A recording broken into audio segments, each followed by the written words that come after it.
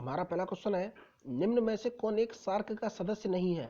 भारत, भूटान, मालदीव या म्यांमार। अगर दोस्तों इसका आंसर आपको पता है तो आप कमेंट बॉक्स में कमेंट कर सकते हैं। मोस्ट इंपोर्टेंट क्वेश्चन है, आपके एग्जाम में पूछा गया रिपीटेड क्वेश्चन है। निम्न में से कौन एक सार्क का सदस्य नहीं है? तो चलिए मैं आपको बता दूं दोस्तों, म्यांमार वो सार्क का सदस्य नहीं है। जो यहाँ पर हमारा ऑप्शन नंबर डी है वो बिल्कुल राइट ऑप्शन हो जाएगा। और दोस्तों सार्क के बारे में मैं आपको थोड़ा सा बता देता हूँ। सार्क की स्थापना हुई थी दोस्तों 8 अक्टूबर 1985 में हुई थी। और दोस्तों आपके एग्जाम में पूछ लिया जाता है सार्क की फुल फॉर्म क्या है। दोस्तों सार्क की फुल फॉर्म है वो दक्षिण एशियाई क्षेत्रीय सहयोग संगठन है। आपको याद रखना है, दक्षिण एशियाई क्षेत्रीय सहयोग संगठन जो सार्क की फुल फॉर्म है। दोस्तों इसकी स्थापना 8 अक्टूबर 1985 में हुई थी, ये भी आपको याद रखना है, 8 अक्टूबर 1985 में। और दोस्तों इसका मुख्यालय है वो नेपाल के काठमांडू में स्थित है, ये भी आपको याद रखना है। इसमें सदस्य देशों की संख्या दोस्तों 8 है, जिसमें भारत, नेपाल, भूटान, पाकिस्तान, बांग्लादेश, श्रीलंका, मालदीव और दोस्तों अफगानिस्तान है। इसमें म्यांमार नहीं है, इस वजह से यहाँ पर हमारा ऑप्शन नंबर डी है वो बिल्कुल राइट ऑप्शन हो जाएगा। तो चलिए देखते हैं नेक्स्ट हमारा अगला क्वेश्चन। साबरमती आश्रम का वास्तविक नाम क्या था? गांधी आश्रम, सत्याग्रह आश्रम, फिनिक्स फॉर्म या डांडी आश्रम। अगर दोस्तों इसका आंसर आपको पता है तो आप कमेंट बॉक्स में कमेंट कर सकते हैं। मोस्ट इंपोर्टेंट क्वेश्चन है, आपके एग्जाम में पूछा गया रिपीटेड क्वेश्चन है। साबरमती आश्रम का वास्तविक नाम क्या था? तो चलिए मैं आपको बता दूं, साबरमती आश्रम का वास्तविक नाम था वो दोस्तों सत्याग्रह आश्रम था। जो यहाँ पर हमारा ऑप्शन नंबर बी है वो बिल्कुल राइट ऑप्शन हो जाएगा। दोस्तों इसकी स्थापना हुई थी 25 मई 1915 में हुई थी, आपको याद रखना है 25 मई 1915 में इसकी स्थापना है वो गांधी जी ने की थी, ये भी आपको याद रखना है दोस्तों। सत्याग्रह आश्रम का नाम बदलकर 1917 में साबरमती आश्रम कर दिया गया था, ये भी आपको याद रखना है दोस्तों। ये अहमदाबाद में स्थित है, ये भी आपको याद रखना है। तो चलिए देखते हैं नेक्स्ट हमारा अगला क्वेश्चन। निम्न में से किसके द्वारा स्वाइन फ्लू होता है? विषाणु, जीवाणु, फफूंदी या फीताकृमि। अगर दोस्तों इसका आंसर आपको पता है तो आप कमेंट बॉक्स में कमेंट कर सकते हैं। आपके एग्जाम में पूछा गया रिपीटेड क्वेश्चन है, स्वाइन फ्लू वो किसके द्वारा होता है? तो चलिए मैं आपको बता दूं दोस्तों, स्वाइन फ्लू होता है वो विषाणु के कारण होता है। जो यहाँ पर हमारा ऑप्शन नंबर ए है वो बिल्कुल राइट ऑप्शन हो जाएगा। इस विषाणु का नाम है H1N1, ये आपको याद रखना है स्वाइन फ्लू। और दोस्तों आपके एग्जाम में पूछा गया बर्ड फ्लू। दोस्तों बर्ड फ्लू होता है वो H5N1 विषाणु के कारण होता है, ये भी आपको याद रखना है H5N1। और स्वाइन फ्लू होता है वो दोस्तों H1N1 के कारण होता है। तो चलिए देखते हैं नेक्स्ट हमारा अगला क्वेश्चन।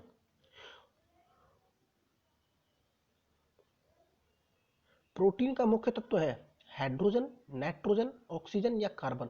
अगर दोस्तों इसका आंसर आपको पता है तो आप कमेंट बॉक्स में कमेंट कर सकते हैं। मोस्ट इंपोर्टेंट क्वेश्चन है, आपके एग्जाम में पूछा गया रिपीटेड क्वेश्चन है। प्रोटीन का मुख्य तत्व है वो क्या है? तो चलिए मैं आपको बता दूं दोस्तों, प्रोटीन का मुख्य तत्व है वो नाइट्रोजन है। जो यहाँ पर हमारा ऑप्शन नंबर बी है वो बिल्कुल राइट ऑप्शन हो जाएगा। दोस्तों आपके एग्जाम में पूछ लिया प्रोटीन है वो किससे मिलकर बना होता है? दोस्तों प्रोटीन है वो न्यूक्लिक अम्ल से मिलकर बना होता है, ये आपको याद रखना है। दोस्तों न्यूक्लिक अम्ल में होती है नाइट्रोजन और फास्फोरस। यहाँ पर फास्फोरस नहीं दे रखा, केवल मुख्य तत्व पूछा गया। दोस्तों मुख्य तत्व है वो नाइट्रोजन है। जो यहाँ पर हमारा ऑप्शन नंबर बी है वो बिल्कुल राइट ऑप्शन हो जाएगा। दोस्तों उसमें कुछ थोड़ी मात्रा में हाइड्रोजन और कार्बन भी होते हैं, लेकिन यहाँ पर पूछा गया मुख्य तत्व तो नाइट्रोजन है, वो हमारा ऑप्शन बी है वो बिल्कुल राइट ऑप्शन होगा। तो चलिए देखते हैं नेक्स्ट हमारा अगला क्वेश्चन। निम्न में से कौन सी नदी भूमध्य रेखा को 2 बार काटती है? नील नदी, अमेजन नदी, जारी नदी या नाइजर नदी। अगर दोस्तों इसका आंसर आपको पता है तो आप कमेंट बॉक्स में कमेंट कर सकते हैं। मोस्ट इंपोर्टेंट क्वेश्चन है, आपके एग्जाम में पूछा गया रिपीटेड क्वेश्चन है। कौन सी नदी है भूमध्य रेखा को जो 2 बार काटती है? तो चलिए मैं आपको बता दूं, जो भूमध्य रेखा को 2 बार काटती है वो दोस्तों जारी नदी है। जो यहाँ पर हमारा ऑप्शन नंबर सी है वो बिल्कुल राइट ऑप्शन हो जाएगा। दोस्तों इसी की नदी का नाम है कांगो नदी।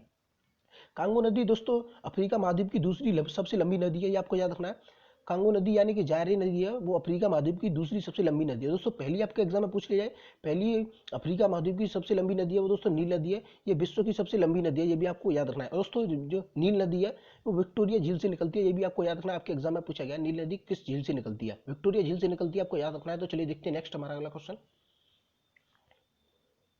रैंड किस देश की मुद्रा है? नॉर्वे, नामिया, ईरान या रोमानिया। अगर दोस्तों इसका आंसर आपको पता है तो आप कमेंट बॉक्स में कमेंट कर सकते हैं। मोस्ट इंपोर्टेंट क्वेश्चन है, आपके एग्जाम में पूछा गया रिपीटेड क्वेश्चन है। रैंड किस देश की मुद्रा है? तो चलिए मैं आपको बता दूं, रैंड दोस्तों वो नामीबिया की मुद्रा है। जो यहाँ पर ऑप्शन बी है वो बिल्कुल राइट ऑप्शन हो जाएगा। और दोस्तों मैं आपको बता दूं, नामीबिया के अलावा ये साउथ अफ्रीका की भी मुद्रा है, ये भी आपको याद रखना है। साउथ अफ्रीका की भी मुद्रा है वो रैंड है, ये भी आपको याद रखना है। और नामीबिया की भी मुद्रा रैंड ही है। तो चलिए देखते हैं नेक्स्ट हमारा अगला क्वेश्चन।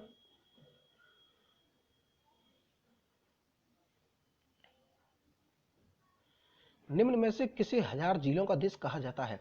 कनाडा, स्वीडन, पोलैंड या फिनलैंड। अगर दोस्तों इसका आंसर आपको पता है तो आप कमेंट बॉक्स में कमेंट कर सकते हैं। निम्न में से किसे 1000 झीलों का देश कहा जाता है?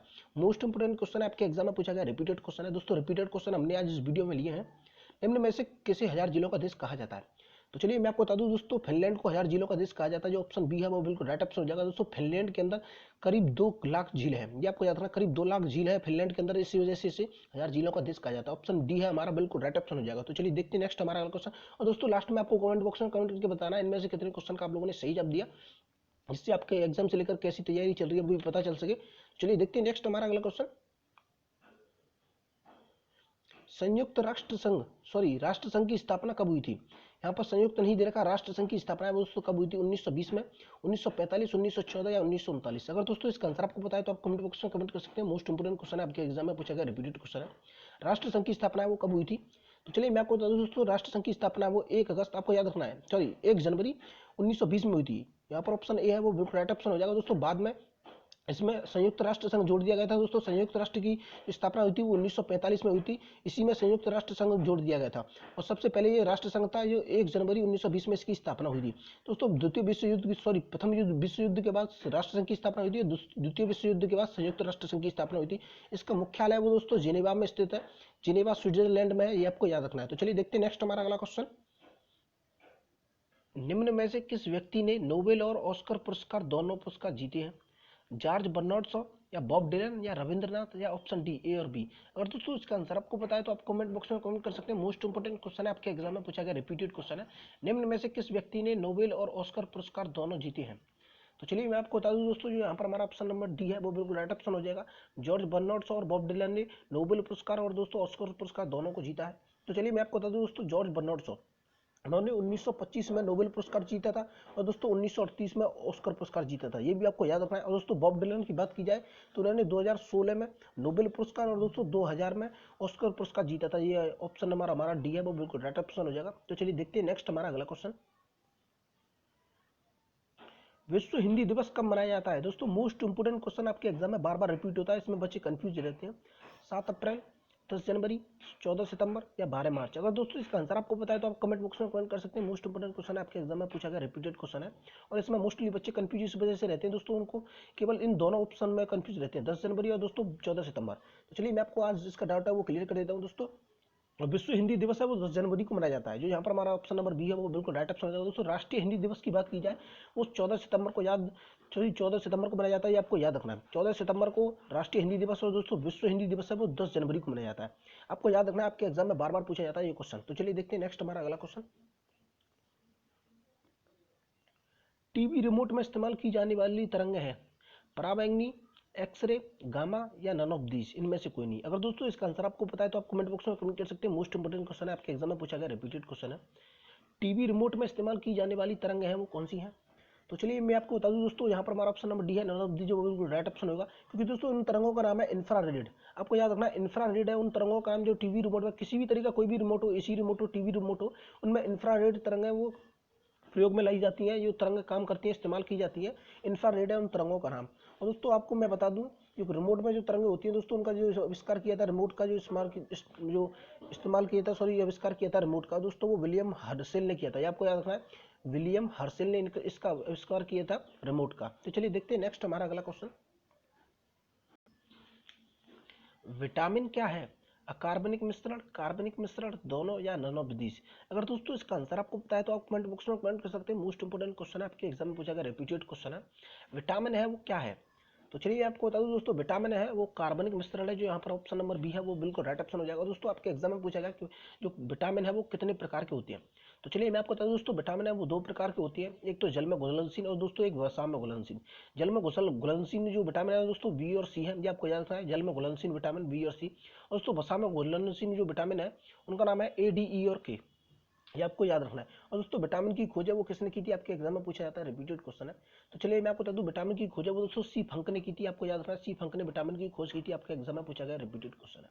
तो चलिए देखते हैं नेक्स्ट हमारा अगला क्वेश्चन। भारतीय अशांति के जनक के रूप में किसे जाना जाता है? बाल गंगाधर तिलक, भगत सिंह, चंद्रशेखर या अनंत सिंह? अगर दोस्तों आपके एग्जाम में ये क्वेश्चन पूछा जाए तो आपको बताना है इनमें से कौन सा ऑप्शन है वो राइट ऑप्शन होगा। मोस्ट इंपोर्टेंट क्वेश्चन है, आपके एग्जाम में पूछा गया रिपीटेड क्वेश्चन है। भारतीय शांति के जनक के रूप में किसे जाना जाता है? तो चलिए मैं आपको बताऊं दोस्तों, भारतीय शांति के जनक के रूप में जाना जाता है वो बाल गंगाधर तिलक को जाना जाता है। जो ऑप्शन ए है वो बिल्कुल राइट ऑप्शन हो जाएगा। दोस्तों आपके एग्जाम में बाल गंगाधर तिलक से एक क्वेश्चन बनता है, जो मोस्ट इंपोर्टेंट क्वेश्चन है आपके एग्जाम में पूछा जाता है, रिपीटेड क्वेश्चन है। बाल गंगाधर तिलक की मृत्यु हुई थी दोस्तों किस आंदोलन के दौरान हुई थी? इनकी जो दोस्तों मृत्यु हुई थी वो असहयोग आंदोलन जो शुरू हुआ था 1920 में, 1 अगस्त 1920 में जो असहयोग आंदोलन शुरू हुआ था उसके दौरान शुरुआत में पहले ही दिन बाल गंगाधर तिलक की मृत्यु हुई थी। और दोस्तों बाल गंगाधर तिलक को भारतीय शांति का जनक कहा था दोस्तों, वो कहा था वैलेंटाइन सिरोल ने। आपको याद रखना, वैलेंटाइन सिरोल ने इनको भारतीय शांति के जनक कहा था। तो चलिए देखते हैं नेक्स्ट हमारा अगला क्वेश्चन। निम्न में से किसके द्वारा अलाई दरवाजा का निर्माण किया गया? जहांगीर, हुमायूं, अकबर या अलाउद्दीन खिलजी? अगर दोस्तों इसका आंसर आपको पता है तो आप कमेंट बॉक्स में कमेंट कर सकते हैं। मोस्ट इंपोर्टेंट क्वेश्चन है, आपके एग्जाम में पूछा गया, रिपीटेड क्वेश्चन है। किसके द्वारा अलाई दरवाजा का निर्माण किया गया था? तो चलिए मैं आपको बता दोस्तों, अलाई दरवाजा का जो निर्माण किया गया था वो अलाउद्दीन खिलजी के द्वारा किया गया था। जो ऑप्शन नंबर डी है वो हमारा बिल्कुल राइट ऑप्शन हो जाएगा। दोस्तों 1311 ईस्वी में किया गया था और दिल्ली में स्थित है अलाई दरवाजा, आपको याद रखना है। और दोस्तों इससे रिलेटेड एक क्वेश्चन और बनता है, बुलंद दरवाजा का निर्माण किसने करवाया था? दोस्तों कहाँ पर स्थित है बुलंद दरवाजा? तो चलिए मैं आपको बता दूं, बुलंद दरवाजा का निर्माण है वो अकबर ने करवाया था। दोस्तों बुलंद दरवाजा है वो आगरा के फतेहपुर सीकरी शहर में स्थित है, ये आपको याद रखना है। अलाई दरवाजा है वो दिल्ली में स्थित है दोस्तों, बुलंद दरवाजा है वो आगरा के फतेहपुर सीकरी शहर में स्थित है। तो चलिए देखते हैं नेक्स्ट हमारा अगला क्वेश्चन। बगदाद की राजधानी क्या है? थाईलैंड, रूस, इराक या लोवास? अगर दोस्तों इसका आंसर आपको पता है तो आप कमेंट बॉक्स में कमेंट कर सकते हैं, बगदाद की राजधानी क्या है। रिपीटेड क्वेश्चन है, आपके एग्जाम में पूछा गया, रिपीटेड क्वेश्चन है। तो चलिए मैं आपको बता दूं, बगदाद की राजधानी है वो दोस्तों इराक है, जो यहाँ पर ऑप्शन नंबर सी है वो बिल्कुल राइट ऑप्शन हो जाएगा। और दोस्तों मैं आपको बता दूं, थाईलैंड की राजधानी, थाईलैंड की राजधानी है वो दोस्तों बैंकॉक है। रूस की राजधानी दोस्तों मॉस्को है। और दोस्तों लोवास की राजधानी है वो वेलेंटाइन है, ये आपको याद रखना है। तो चलिए देखते हैं नेक्स्ट हमारा अगला क्वेश्चन। कन्नौज की लड़ाई किस वर्ष हुई थी? तो आपको बताना है कन्नौज की लड़ाई है वो किस वर्ष लड़ी गई थी या किस वर्ष हुई थी? 1853, 1540 या 1764 या 1526? अगर दोस्तों इसका आंसर आपको पता है तो आप कमेंट बॉक्स में कमेंट कर सकते हैं। मोस्ट इंपोर्टेंट क्वेश्चन है, आपके एग्जाम में पूछा गया, रिपीटेड क्वेश्चन है। कन्नौज की लड़ाई हुई थी वो दोस्तों किस वर्ष लड़ी गई थी? तो चलिए मैं आपको बता दूं, कन्नौज की लड़ाई है वो दोस्तों 17 मई 1540 को लड़ी गई थी। ऑप्शन बी है वो हमारा बिल्कुल राइट ऑप्शन हो जाएगा, 17 मई 1540 में लड़ी गई थी। दोस्तों ये लड़ाई है शेरशाह सूरी और बाबर के पुत्रों के बीच में लड़ी गई थी, ये आपको याद रखना है। शेरशाह और बाबर के पुत्रों के बीच में कन्नौज की लड़ाई हुई थी, जिसमें शेरशाह सूरी की जीत हुई थी, ये भी आपको याद रखना है। तो चलिए देखते हैं नेक्स्ट हमारा अगला क्वेश्चन। कौन सा विषय केंद्रीय सूची में नहीं है? जनगणना, बैंकिंग, मजदूर संगठन या विदेशी ऋण? अगर दोस्तों इसका आंसर आपको पता है तो आप कमेंट बॉक्स में कमेंट कर सकते हैं। रिपीटेड क्वेश्चन है, आपके एग्जाम में पूछा गया, रिपीटेड क्वेश्चन है। कौन सा विषय है वो केंद्रीय सूची में नहीं है? तो चलिए मैं आपको बता दूं दोस्तों, मजदूर संगठन है वो केंद्रीय सूची में नहीं है दोस्तों, ये संवर्ती सूची में है, ये आपको याद रखना है। मजदूर संगठन है वो संवर्ती सूची में है। और दोस्तों जनगणना, बैंकिंग, विदेशी ऋण ये केंद्रीय सूची में है। तो चलिए देखते हैं नेक्स्ट हमारा अगला क्वेश्चन। निम्न में से किस राष्ट्रपति ने 2 बार राष्ट्रपति का पद संभाला? राजेंद्र प्रसाद, जाकिर हुसैन, राधाकृष्णन या डी नन ऑफ दिस? अगर दोस्तों इनमें से कौन सा ऑप्शन है वो आपको बताना है, इनमें से कौन सा ऑप्शन है वो राइट ऑप्शन होगा। मोस्ट इंपोर्टेंट क्वेश्चन है, आपके एग्जाम में पूछा गया, रिपीटेड क्वेश्चन। निम्न में से किस व्यक्ति ने 2 बार राष्ट्रपति का पद संभाला? तो चलिए मैं आपको बता दूं दोस्तों, राजेंद्र प्रसाद, डॉक्टर राजेंद्र प्रसाद जो पहले राष्ट्रपति थे, उन्होंने राष्ट्रपति का जो पद है वो 2 बार संभाला। दोस्तों लगातार संभाला था, ये भी आपको याद रखना है। 26 जनवरी 1950 से लेकर ये 23 मई 1962 तक राष्ट्रपति पद पर आसीन रहे थे। तो चलिए देखते हैं नेक्स्ट हमारा अगला क्वेश्चन। राजस्थान में स्थित दिलवाड़ा मंदिर किसने बनवाया था? महेंद्रपाल, महिपाल, राज्यपाल या तेजपाल? अगर दोस्तों इसका आंसर आपको पता है तो आप कमेंट बॉक्स में कमेंट कर सकते हैं। राजस्थान में स्थित दिलवाड़ा मंदिर है वो किसने बनवाया था? तो चलिए मैं आपको बता दूं दोस्तों, पाल वंश के जो शासक थे तेजपाल, इन्होंने दिलवाड़ा जैन मंदिर बनवाया था। यहाँ पर ऑप्शन नंबर डी है वो बिल्कुल राइट ऑप्शन होगा। दिलवाड़ा दोस्तों वो एक जैन मंदिर है, ये आपको याद रखना है। दोस्तों 13वीं शताब्दी में बनाया गया था, ये आपको याद रखना है, तेजपाल द्वारा बनवाया गया था, राजस्थान में स्थित है। तो चलिए देखते हैं नेक्स्ट हमारा अगला क्वेश्चन। महावीर स्वामी जैन धर्म के कौन से तीर्थकर थे? 21वें, 24वें, दूसरे या पहले? अगर दोस्तों इसका आंसर आपको पता है तो आप कमेंट बॉक्स में कमेंट कर सकते हैं। मोस्ट इंपोर्टेंट क्वेश्चन है, आपके एग्जाम में पूछा गया, रिपीटेड क्वेश्चन है। महावीर स्वामी जैन धर्म के कौन से तीर्थकर थे? तो चलिए मैं आपको बता दूं दोस्तों, जैन धर्म में हुए थे वो तीर्थकर हुए थे, 24 तीर्थकर थे। जो अंतिम तीर्थकर थे वो महावीर स्वामी थे, जो ऑप्शन नंबर बी है वो बिल्कुल हमारा राइट ऑप्शन हो जाएगा। और दोस्तों पहले तीर्थकर आपके एग्जाम में पूछा जाता था, उनका नाम है ऋषभदेव, आपको ये याद रखना है। ऋषभदेव है वो पहले तीर्थकर थे जैन धर्म के, जिन्होंने जैन धर्म की स्थापना की थी। दोस्तों 24वें तीर्थकर थे वो महावीर स्वामी थे। और दोस्तों महावीर स्वामी का जो बचपन का नाम था वो वर्धमान था, ये आपको याद रखना है, आपके एग्जाम में पूछा गया है। और दोस्तों महावीर स्वामी को कैवल्य ज्ञान की प्राप्ति हुई थी, ये भी आपको याद रखना है। महावीर स्वामी को कैवल्य ज्ञान की प्राप्ति हुई थी। और दोस्तों आपका एग्जाम में पूछ लिया जाए कि बुद्ध को, दोस्तों महात्मा बुद्ध को जो ज्ञान की प्राप्ति हुई थी दोस्तों, निर्वाण ज्ञान की प्राप्ति हुई थी, और महावीर स्वामी को केवल ज्ञान की प्राप्ति हुई थी। ये भी आपके एग्जाम में पूछा गया रिपीटेड क्वेश्चन है। तो चलिए देखते हैं नेक्स्ट हमारा अगला क्वेश्चन। काली मौत किस बीमारी को कहते हैं? प्लेग, कैंसर, एड्स या गनोरिया? अगर दोस्तों इसका आंसर आपको पता है तो आप कमेंट बॉक्स में कमेंट कर सकते हैं। मोस्ट इंपोर्टेंट क्वेश्चन है, आपके एग्जाम में पूछा गया रिपीटेड क्वेश्चन है। काली मौत किस बीमारी को कहते हैं? तो चलिए मैं आपको दोस्तों सबसे जो प्राचीन महामारी है प्लेग, उसे काली मौत कहते हैं। जो ऑप्शन नंबर ए है वो बिल्कुल राइट ऑप्शन होगा। दोस्तों आपको याद रखना है, सबसे जो पुरानी महामारी है उसे प्लेग कहते हैं, ये भी आपको याद रखना है। और दोस्तों ये चूहा के काटने से फैलती है, चूहा के काटने से या चूहा के द्वारा फैलती है, ये आपको याद रखना है। इसका जो दोस्तों मुख्य कारण है वो पेस्टिस है, पेस्टिस जीवाणु से फैलती है, ये भी आपको याद रखना है। जीवाणु द्वारा फैलती है प्लेग बीमारी दोस्तों, ये चूहे के द्वारा फैलती है, आपको याद रखना है। तो चलिए देखते हैं नेक्स्ट हमारा अगला क्वेश्चन। कौन सा देश हीरों की कटाई के लिए प्रसिद्ध है? जर्मनी, रूस, नीदरलैंड या भारत? अगर दोस्तों इसका आंसर आपको पता है तो आप कमेंट बॉक्स में कमेंट कर सकते हैं। मोस्ट इंपोर्टेंट क्वेश्चन है, आपके एग्जाम में पूछा गया रिपीटेड क्वेश्चन है। हीरों की कटाई के लिए प्रसिद्ध देश है वो कौन सा है? तो चलिए आपका दोस्तों हीरो की कटाई के लिए नीदरलैंड है जो प्रसिद्ध देश है। जो ऑप्शन नंबर सी है बिल्कुल हमारा ऑप्शन नंबर सी है वो राइट ऑप्शन हो जाएगा।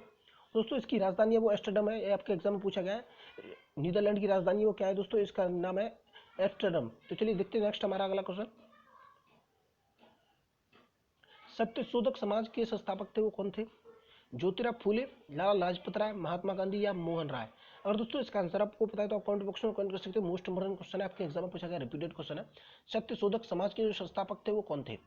तो चलिए मैं आपको बता दूं, सत्यशोधक समाज के जो संस्थापक थे वो दोस्तों ज्योतिराव फूले थे। जो ऑप्शन नंबर ए है हमारा वो बिल्कुल राइट ऑप्शन हो जाएगा। दोस्तों इन्होंने सत्यशोधक जो समाज की स्थापना की थी वो 14 सितंबर, आपको याद रखना है, 14 सितंबर 1873 में इन्होंने सत्यशोधक समाज की स्थापना की थी। दोस्तों पूना में की थी, ये भी आपको याद रखना है। पूना में इन्होंने सत्यशोधक समाज की स्थापना की थी 24 सितंबर 1873 में। तो चलिए देखते हैं नेक्स्ट हमारा अगला क्वेश्चन। भारत छोड़ो आंदोलन का दूसरा नाम क्या था?